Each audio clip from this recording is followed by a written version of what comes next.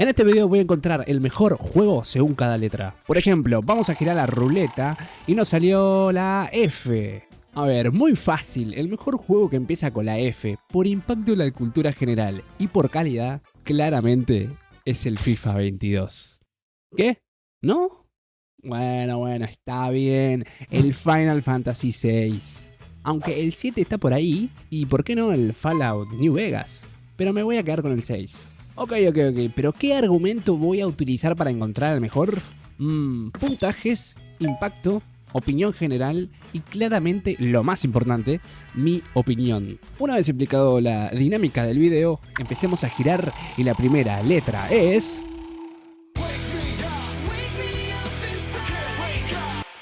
La C. Con la letra C hay grandes juegos. Rápido se me viene a la cabeza nombres como Counter-Strike, una de las sagas de First Person Shooter más importantes de la historia. Un nombre muy importante también es el Castlevania Symphony of the Night, un clásico absoluto que definió el Metroidvania y que a día de hoy sigue siendo increíble y considerado como el mejor Castlevania de todos. La saga Crash Bandicoot y Celeste podrían entrar también, pero yo me voy a quedar con el Chrono Trigger. El Chrono Trigger salió en 1995 para Super Nintendo y ya desde ahí hay algo fuerte. Fue desarrollado por un Dream Team, gente de Square Enix con Hironobu Sakaguchi, Yuji Horii y el maestro Akira Toriyama. O sea, Final Fantasy, Dragon Quest y Dragon Ball juntos en un mismo juego. Pero más allá de los nombres, lo importante es lo que lograron. Chrono Trigger hizo cosas muy adelantadas a su época. Y sí, eso de adelantado a su época o que revolucionó, lo van a escuchar muchísimo en el video, pero bueno, es algo importante. Empezando por su jugabilidad. El combate es por turnos, sí, pero no hay transiciones ni pantallas separadas. Todo ocurre directamente en el escenario. Eso hace que el ritmo sea mucho más ágil y que nunca se sienta pesado. Los enemigos no están puestos al azar tampoco. Su posición importa, el alcance de tus ataques importa y eso agrega una capa estratégica muy clara y sin volverse complicada. No necesitas entender sistemas complejos para jugar bien, pero si prestas atención, el juego te recompensa. Lo impresionante de todo igual es que todo esto que estoy contando sigue funcionando perfecto a día de hoy. Chrono Trigger no se siente tosco ni viejo, es simple, claro y efectivo. Y hablando de efectivo, su historia... ¿Y de qué trata la historia de Chrono Trigger? Trata sobre los viajes en el tiempo, pero lo hace de una forma muy accesible. Nuestro protagonista, Chrono, es un pibe en común que, tras una serie de eventos, descubre que los viajes temporales son reales y que lo que pasa en una época afecta directamente a las otras. Durante el juego visitas distintas eras, el pasado prehistórico, la Edad Media y un futuro posapocalíptico. Y el juego constantemente te muestra que tus acciones tienen consecuencias. Como dije antes, lo que haces en un momento del tiempo puede cambiar completamente a otro. Y eso lleva, sí, a los múltiples finales. Tengo entendido que no es el primero en hacerlo, si es verdad, pero tampoco era algo tan común para la época que un juego tenga más de un final. Dependiendo de cuándo y cómo enfrentes al jefe final, la historia va a cambiar. Y eso, claro está, que le da muchísima rejugabilidad. Y aunque los viajes en el tiempo, por lo general en la ficción, suelen ser algo complejos, en este juego logra algo difícil, que es contar una historia clara, emotiva y fácil de seguir. No se enreda, tiene momentos simples y otros más fuertes, y varios que se te quedan grabados en la mente. Y si hablamos de algo que se te queda grabado en la mente, ¿qué podemos decir de la banda sonora compuesta por Yasunori Mitsuda? Este juego tiene temones. Una gran banda sonora que no solamente está para estar de fondo, sino que es parte de la narrativa. Cada época que visitas tiene su propia banda sonora y te mete dentro de esta gran ambientación. En resumen, Chrono Trigger no es solo un clásico, es un juego que hizo todo bien. Y lo más impresionante es que lo hizo hace casi 30 años y todavía se juega increíble. Pero bueno, tachamos la letra C y la próxima letra es... Ok, con la letra H tenemos 2 o 3 grandísimos contendientes. Pero antes de nombrarlos me gustaría mencionar a juegos como Hades y Hollow Knight. Dos grandísimos juegos, Hades siendo un roguelike brillante y Hollow Knight un Metroidvania moderno y muy querido por la comunidad gamer. pero los tres contendientes, los tres titanes, son Half-Life de 1998, Halo Combat Evolved y Half-Life 2. A ver, los tres tuvieron un impacto tremendo en su época.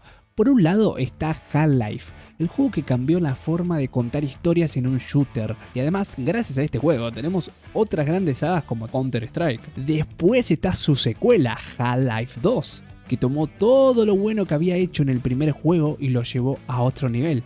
Y sorprendió al mundo con su sistema de físicas tan avanzadas para su época. Y por último tenemos el Halo, que fue el que definió cómo se juegan los FPS en consola. Antes de Halo, los shooters eran territorio casi exclusivos de PC.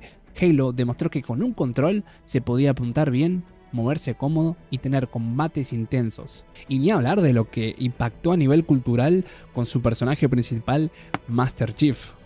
O el Master Chef para los amigos. Pero acá hay un ganador. El mejor juego con la letra H es Half-Life 2. Half-Life 2 salió en 2004 y ya desde ahí hay algo importante que decir. No fue solo una secuela, fue un salto gigante para los videojuegos. Valve ya venía de cambiar las reglas en el primer Half-Life, pero acá lo hizo de nuevo. Half-Life 2 sigue con su manera de contar la historia, ¿no? Sin cinemáticas, sin cortes, sin sacarte el control en ningún momento. Todo lo que pasa, pasa mientras jugás. Volvemos a ponernos en la piel de Gordon Freeman, con su llegada a la Ciudad 17, un lugar completamente dominado por el Combine. Un mundo gris, opresivo, vigilado, donde constantemente sentís que algo no está bien. Pero antes de meternos un poco en la historia, vamos a hablar de lo que realmente revolucionó Half-Life 2, que es la jugabilidad, porque ahí es donde entra el motor Source Engine. El Source Engine permitió algo que en ese momento era una locura, físicas en tiempo real. Los objetos tienen peso, reaccionan, se mueven de forma creíble, y esto no es solo visual, es jugable. La mejor prueba es la Gravity Gun. No es solamente un arma, es una herramienta. Podés agarrar objetos, lanzar cosas, resolver puzzles, improvisar en combate. El entorno deja de ser decorado y pasa a ser parte del gameplay. El juego te incentiva a pensar, a probar, a usar lo que tenés alrededor y resolver situaciones de distintas formas. Todo contribuye a que el mundo se sienta más vivo. La historia no es una historia exageradamente compleja, tampoco va a ser una de las mejores historias que vas a ver en el mundo de los videojuegos, pero yo creo que está muy bien construida y es bastante interesante. Trata sobre el control, una opresión y pequeños grupos que intentan sobrevivir y luchar. Y como dije antes, esto sin cinemáticas, sin cortes.